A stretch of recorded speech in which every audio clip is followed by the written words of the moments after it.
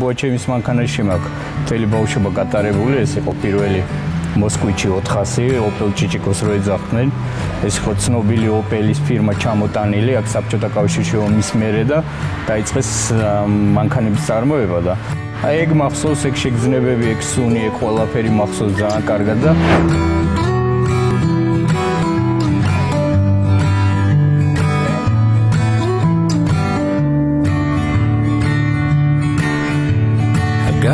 ეს პაბუაჩემ ძალიან ერკვეოდა მანქანაში და ყოველთვის როცა შერემონტებაზე დადგებოდა საქმე ხოლმე ვეხმარებოდი, ესე ვთქვათ, ჩხირკედელაობდი, უпростоრად ხელს უშლიდი, რა თქმა უნდა, ჩემი აზრით ვეხმარებოდი და აი ამ ყველაფერმა რაღაც გარკვეულწილად თავისი შედეგი გამოიღო ის რომ მანქანების მიმართ ესეთი სიყვარული მქონდა ბავშვობიდან. ესეთი გრამატიკული დიზაინი, გრამატიკულად გაკეთებული დიზაინი საბჭოთა კავშირის მანქანებში იყო ხოლმე, რა თქმა უნდა, ძველი მოსკვიჩი იყო 907, ეს მოსკვიჩი 908 იყო, 912-თან 912-ზე ძალიან საინტერესოდ გააკეთეს 908-ს ფეისლიფტინგი ქვია მაგას, როდესაც ძირითად ბაზას ინარჩუნებდა რაღაც გარკვეული ელემენტების ცვლილებები ხდებოდა.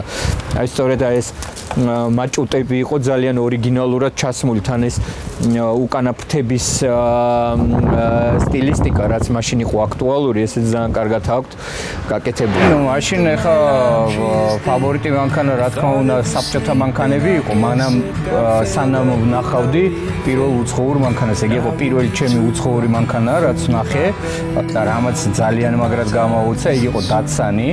და 4-ფარიანი დატსანი იყო და ეს რო ნახე 4 ფარი მანქანაზე გავგიჟდი, იმიტომ რომ ეს ის პერიოდია, როცა ჯერ კიდე 03 არ იყო გამოსული 4 ფარით და ამან ძალიან დიდი ფურორი მოახდინა ჩემში, რომ დავინახე პირველად 4-ფარიანი ეს იაპონური მანქანა ჩემი ქუჩის თავში იდგა და მთელი ბავშვები დავტრიალებდით თავზე და მოკლედ შოკში ვიყავით და მე უკვე ქალაქში გამოჩნდა ახალი მანქანები, ეს Toyota იყო ყვითელი მახსოვს, Ford Mustang დადიოდა კიდევ და ძალიან იშვიათი იყო ახლა თბილისში ეს უცხოური მანქანები, მაგრამ აი ყოველი ახალი გამოჩენილი უცხოური მანქანა გარკვეულწილად ერთი რაღაც პერიოდი, ყოველ შემთხვევაში პერიოდის მანძილზე ფავორიტ მანქანად იქცეოდა ხოლმე. 50-იანი წლების ბოლოში Fiat-ის მიერ გაკეთებული მოდელი არის, რომელიც რა ვიცი 21 საუკუნეშიც უშვებდა, მე მგონი რუსეთი ამ მანქანას და ისეთ სიამაყით უშვებდნენ. ეგენი ვერ ელევიან ხოლმე, ესე ვთქვათ, რაღაც ძველ გადმონაშთებს და უჭირთ ხოლმე და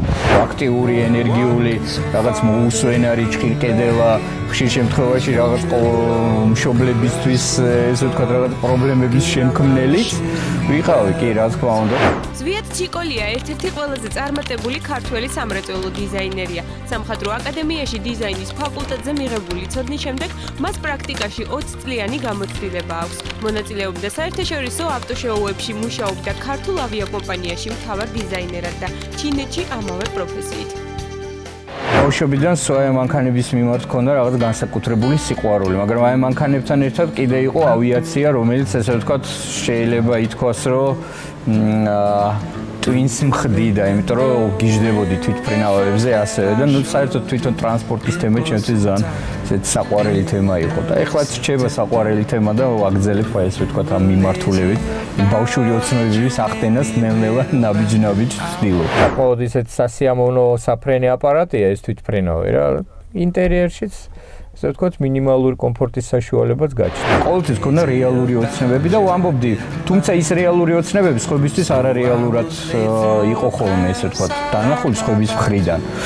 და მე წლების მანძილზე როცა აი ამ ოცნებებს ვახცევდი ხოლმე, ეს იწევდა გაოცებას. თუმცა ეს ჩემი მეგობრებიც, ჩემი ახლობლებიც ბოლო პერიოდში უკვე იმას ამბობდნენ, რომ შენგან უკვე აღარაფერი აღარ გვიკვირს, იმიტომ რომ დარწმუნებული ვართ, რომ შენ თუ რაღაც ჩაიდე თავში, იმას მიაღწევ.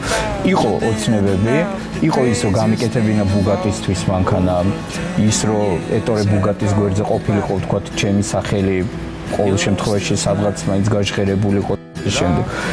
გარკვეულწილად რაღაცა ოცნებები მქონდა, რომლებიც ავისრულე. გამოფენა იყო, ეს იყო საერთაშორისო ავტოსალონზე ყოფნა. მე ისე მოხდა, რომ ამ საერთაშორისო ავტოსალონზე უკვე მეორე წელს წასვლისას უკვე ჩემი პერსონალური გამოფენა მქონდა, სადაც საქართველო იყო წარმოჩენილი. და ასე შემდეგ, აი რაღაც ეტაპ ისეთნაირად ხდება, რომ მე მივდივარ იმ ჩემი ოცნებების ასრულებისკენ და მინდა რომ ეს რეალიზებული იყოს და ჯერჯერობით რჩება რამოდენიმე ოცნება, რომლისკენაც ასევე მივილტვი და ეს მომძრავებს და იმ ენერგიას მაძლევს, რომ ეს ოცნება ავისრულო. ერთი პერიოდი დაახლოებით სადღაც მე-7 კლასიდან ძალიან შეყვარებული ვიყავი ამერიკულ ვილისში. მოგეხსენებათ ეს მეორე მსოფლიო ომის მანქანა არის, ყველგან მავალი ჯიპს რო ეძახიან. საიდანაც საერთოდ წამოვიდა ჯიპის სახელი, ეს იყო ამერიკული ვილისი და მე მახსოვს გაკვეთილზე ჩემი კლასელები ხარ დღესაც იხსენებენ რომ ხვდებით ხოლმე და ისეთ ძალიან სასაცილო ეპიზოდია ჩემ ცხოვრებაში, როცა ჩანთა პაპკას ეძახდნენ მაშინ, ეხლა დავდიოდით მედო თუნუქის გან გაკეთებული ეს ვილისი მე თვითონ ვაკეთებდი და იმის გამო რომ სახში თუ არ მყოფნიდა და მამაჩემი მიშლიდა ხოლმე და მე უბნეოდა რომ გაკვეთილები ისწავლე ჯერ და რაღაცა და ნუ ეხლა ბავშვი ხო იცით ეხლა როგორი მაინც იქითაა ყოველთვის ყურადღება და აზრები რაც მაგრად აინტერესებს და ვიჯექი გაკვეთილზე ამ იმაში რა ქვია პაპკაში მედო და ქლიბავდი და ჩუმად ვაკეთებდი როცა მთელი კლასი ესე ჩუმად მოვიდა თურმე მასწავლებელი უკინდა თავზე მათქაც და ესე გამწარებული ამ ქლიბვაში და მთელი ინსტრუმენტები მქონდა წარმოღებული ამ სკოლის გაკვეთილზე მიდიოდა სერიოზული მუშაობა რომ რა იყო რომ მალე დამინახე ეს მანქანა რეალიზებული. აი ესეთი სასაფლაო ბავშვობაში ის იყო რა ქვია. ოცნება იყო ჩვენი ერთნაირად მოაზროვნე ხალხი აო ეხლა ამ სასაფლაოზე დაგვსვა რა მანქანას ავაწყობდით და რამდენი დეტალი იქნებოდა კარგი რომლისგანაც რაღაცის გაკეთება შეიძლებოდა და ასე შემდეგ. ნუ ეგ აი ესეთი საბჭოთა რეალობა იყო რა ესეთი. ხატვით ყოველთვის ვიყავი დაკარგული, ხატვის ესე ვთქვათ გარკვეულწილად ნიჭი მქონდა ბავშვებიდან, თუმცა მე უკვე ცოტა სხვანაირად მივმართა ეს ყველაფერი, უფრო მეტი კონცენტრაცია მოვახდინე ამაზე და ცოდნა მივიღე. და აი რაც სხვა რაღაცების მიმართაც ძალიან ისე ვიყავი, არ ვიყავი გულგრილად განწყობილი, რაც მაინტერესებდა სიმართლე გითხრათ, ყველაფერს ესე მოვედებოდი ხოლმე. რა ხა საქართველოში ტრანსპორტის დიზაინერი არ იყო. ნოდარინჯიას ჰქონდა სატრანსპორტო ლაბორატორია, ესეთი ორგანიზაცია არსებობდა მთელი საბჭოთა კავშირის მასშტაბით, ნორჩტექნიკოსთა სადგური და მან დავდიოდი ბავშვობიდან ნორჩტექნიკოსთა სადგურში ამ სატრანსპორტო ლაბორატორიაში და იმან ხდებოდა მაგ სატრანსპორტო ლაბორატორიაში გამოგონებები ამ სხვადასხვა ტიპის სატრანსპორტო საშუალებებზე მუშაობა და აი ამ ყველაფერმა თავის შედეგი გამოიღო ის რომ სკოლის დამთავრებისას უკვე მე პრინციპში ესე ვთქვათ სატრანსპორტო დიზაინერის საწყის ეტაპზე ვიმყოფებოდი. როდესაც დავიწყე უკვე სწავლა აკადემიაში, საკმაოდ ისეთი ცოდნა მქონდა მიღებული ამ ადამიანის სწავლობით, რომ უკვე ძალიან თავდაჯერებულად გრძნობდი სხვებთან მიმართებაში თავს. თეორიული ცოდნის პრაქტიკულად განხორციელება დავიწყე. და ამან კიდევ უფრო დამატებით მეტი ცოდნა შემძინა. უკვე ვინტერ პრაქტიკაზე ბევრ რამეს ხვდები, ბევრ რამეს შენი შეიგრძნობ, უკვე შენი ხელით აკეთებ, ხვდები რა არის შეცდომა, რა არის სწორი და აი ამან ყველაფერმა ძალიან ესე ვთქვათ, საკმაოდ სერიოზული ცოდნის დაგროვება გამოიწვია ჩემში. 86 წელს იყო, როცა ფოთის კონკურსი სტარდებოდა. და მაშინ პირველი ადგილი ავიღეთ, ჩვენ გავაკეთეთ ტრაილერის დიზაინი. მაშინ გაზეთებშიც იბეჭდებოდა მთელი ამბები, რაღაც ერთი ამბავი იყო. ჩემი პირველი პროექტი, ყველაზე საყვარელი პროექტი. მე დარწმუნებული რა მანქანაც არ უნდა გავაკეთო, რომელი კომპანიისთვისაც არ უნდა შევქმნა ეს და რაც არ უნდა იყოს, რაც ძვირადღირებულიც ეს არის ჩემი პირველი მაკეტი 97 წელსში, რომელიც გავიტანე ფრანკფურტის ავტოსალონზე, იმიტომ რომ ისეთი წამებწვალებით, ისეთი ბატალიებით და ესე ვთქვათ, ისეთი სირთულეების გადალახვა მომიწია უკვე იქაც გერმანიაში, რომ მიუხედავად ამისა ყველაფრის ძალიან პოზიტიური ემოციებით ვარ, როცა ვიხსენებ ამას, როგორ კეთდებოდა და აი ეს პირველი შეგრძნებები ამ ფორმებს რო უყურებდი და მანქანას რო ვეხებოდი და ვეფერებოდი. მე ვთვლი რომ ეს ბუგატის კონცეფტი, რომელიც 97-ში გაკეთდა, ეგ მაინც ჩემი ყველაზე საყვარელი პროექტია. ყველაფერი დაიწყო იქიდან, რომ 95-ში პირველად მოვხდი საერთაშორისო ავტოსალონზე. და ამან შოკი გამოიწვია ჩემში. იმდენად დიდი მქონდა სურვილი, რომ რა მანქანა გამომეფინა და ყველა საინტერესო ის იყო, რომ რაც საბჭოთა კავშირი იყო დაშლილი, არც ერთი ყოფილი საბჭოთა კავშირიდან კომპანია არ მონაწილეობდა იმ ავტოსალონზე. თან ფრანკფურტის ავტოსალონი იმ პერიოდში 100 წლის თავს იხდიდა, იუბილე ჰქონდათ და აი სწორედ იმას დაემთხვა, რომ საქართველოსდან ხალხი მოდიოდა, რომ საქართველოსდან მანქანა და რაღაც მთელი ამბები. ძალიან ისეთი ემოციური გამოფენა იყო. ჩვენი მხრიდანაც და თვითონ მაყურებლების მხრიდანაც, ვინც იმ გამოფენას ესწრებოდა. ძალიან ბევრი ხალხმა შემიწყო ამაში ხელი. ისე არ ჩაუვლია, მინდა გითხრათ, ძალიან ბევრი ნერვების შლა ჰქონდა და თვითონ სამზარეულო უფრო სხვანაირად გამოიყურება, ვიდრე უკვე საბოლოო შედეგი. 2001 წელს გამოაცხადა კონკურსი, სადაც მონაწილეობდა 130 დიზაინერი.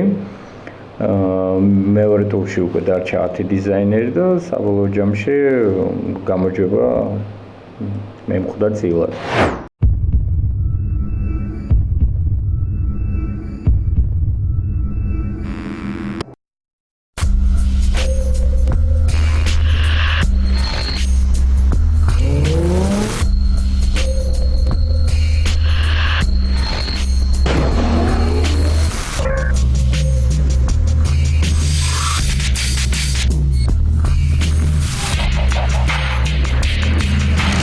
პრინციპში გრძნობა არის მან, თორე ეხლა რო გითხრათ, რომ რომელიმე ამ პროექტ ჩემთვის რაღაც გარკვეული ფინანსური წარმატება აქვს მოტანილი, მოგატყუებთ რა.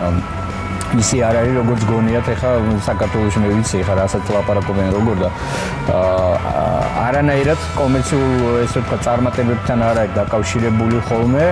ეს არის უფრო ემოციებთან დაკავშირებული და აი როცა ხედავ, როცა გამოფენაზე მოდიან შენი კოლეგები, პროფესიონალები, ცნობილი კომპანიის მთავარი დიზაინერები და თავის შეფასებას გამოხატავენ, თავის ემოციებს გამოხატავენ და ეს ხდება არა ერთხელ და ორჯერ, არამედ დღის განმავლობაში რამოდენიმეჯერ და საერთოდ რაც გამოფენილი ხარ იქ ესეთ ინტენსიურ ხასიათს ღებულობს.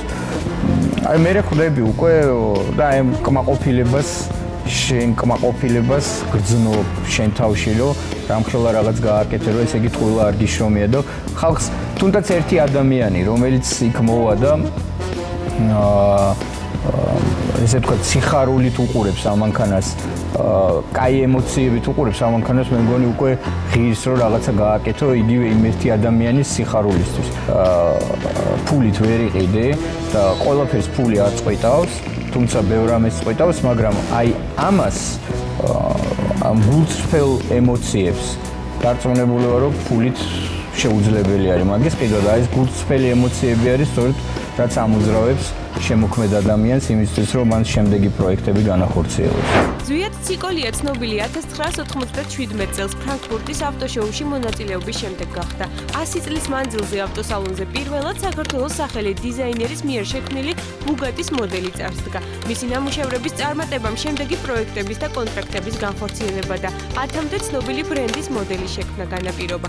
საქართველოში დაბრუნების შემდეგ ის კომპანიებთან თანამშრომლობს და მუშაობს უმეტესად მანქანის დიზაინზე. ამას გარდა აკეთებს ავეჯის თვითმფრინავის, საყოფაცხოვრებო ტექნიკის და სხვადასხვა სახის ნივთის მოდელებს.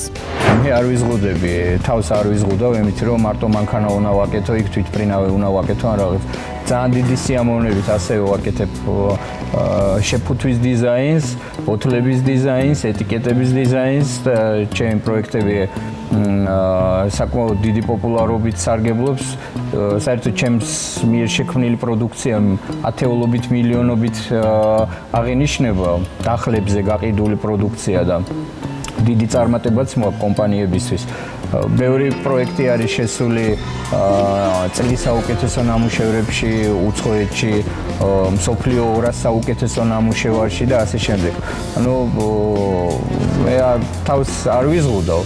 და გარკვეულწილად რაღაც წარმატებებსაც ვახცევ ხოლმე ამ სხვადასხვა პროდუქტის შექმნაში. იმდენად ფართო მცნება ეს მანქანის დიზაინერობა და იმდენად მასშტაბური არის თვითონ ეს სფერო, რომ სხვა პროდუქციის კეთება უკვე პრობლემას აღარ წარმოადგენს.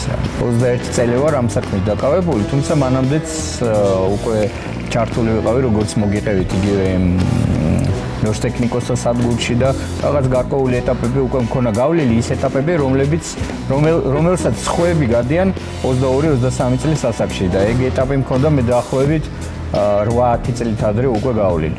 როდესაც საკითხი დადგა უკვე რომ ავიაკომპანიისთვის უნიფორმა შეკერილიყო და მე როგორც ერთ-ერთი დიზაინერი, მთავარი დიზაინერი მაგ ავიაკომპანიის მთხოვეს რომ შევხვედრილიყავი მოდელი 2-ს, რომელიც უნდა მოეწვიათ. აი მაშინ იყო ზუსტად ის პერიოდი, როცა ჩემ პირველი ბუგატის კონცეპტ-კარს ვაკეთებდი და ასე ვთქვათ, სიმართლე გითხრათ, ცოტა რთული იყო ჩემთვის მანქანას მოუწყვეტილიყავი და შევხვედრილიყავი, მაგრამ სამუშაო იყო და აუცილებელი იყო მაგის გაკეთება და აი ამ აუცილებლობაზე საბოლოო ჯამში ისე მოხდა, რომ მე და ჩემი მეუღლე, ასე ვთქვათ, ერთმანეთს შევხვდით, გავიცანით და მე დავქორწინდით და ოჯახი შევქმნით. ამინა გითხრათ, ერთ შემიძლია ვთქვა, რომ ჩემი ორი უნიკალური ქმნილება, რაც კი ყველაზე მაგარი დიზაინია ჩემ ცხოვრებაში გაკეთებული, ეგ ორი ჩემი ბიჭი არის. მე სულ მაგას ვამბობ და უფრო მეცაც გეტყვით, უცხოეთში როცა შეხვედრა მქონდა ცნობილ იტალიელ დიზაინერთან ჯორჯეტო ჯუჯაროსთან ჩემ პორტფოლიოზე სწორედ ჩემი ბიჭების ის იყო რა ქვია სურათები ერთად არიან და აწერია ზვია ციკოლიას best work და რონახა ჩემთვის გასაგებია უკვე ყველაფერიო შიგნით აღარა აქვს უკვე მნიშვნელობა შიგნით რა ხდებოდა მე ვთვლი რომ და ჩემი შვილებიც ესე ვთქვათ საკმაოდ როგორ გითხრათ ავლენენ გარკვეულწილად თავის ნიჩს ამ სფეროში ძალიან გვიხარია მშობლებს ეს უფრო მაგრად ხატავს